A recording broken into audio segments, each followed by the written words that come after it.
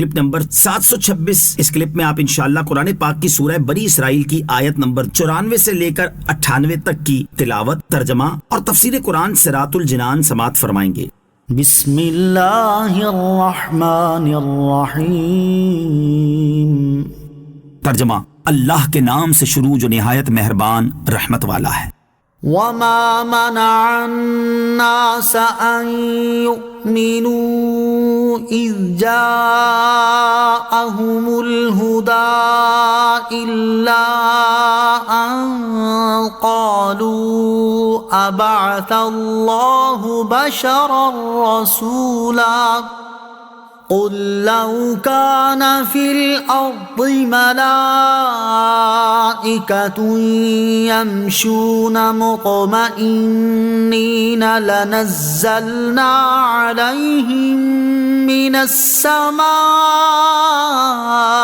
ملكا رسولا قل كفى بالله شهيدا بيني وبينكم انہو کان بعباده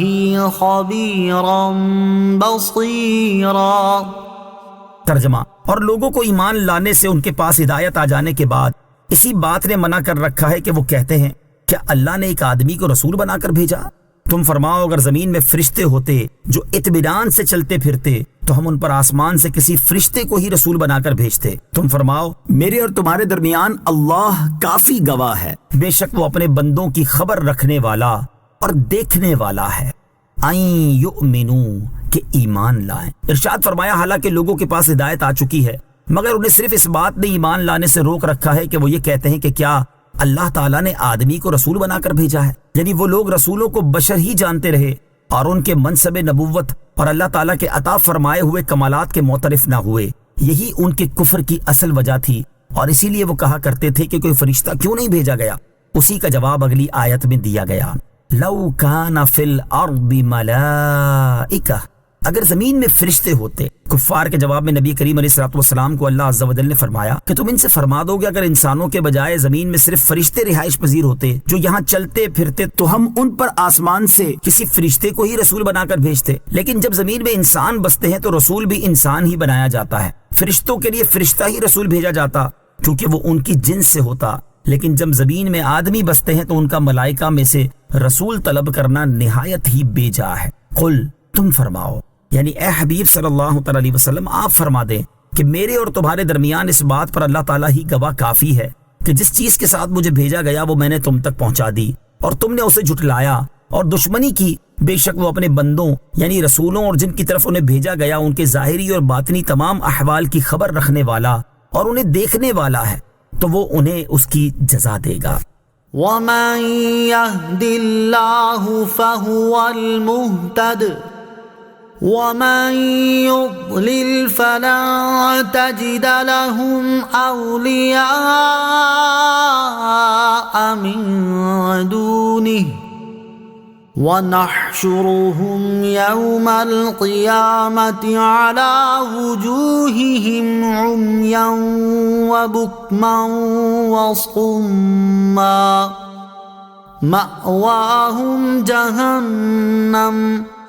كُلَّمَا خَبَتْ زِدْنَاهُمْ سَعِيرًا ذَلِكَ جَزَاؤُهُمْ بِأَنَّهُمْ كَفَرُوا بِآيَاتِنَا وَقَالُوا أَإِذَا كُنَّا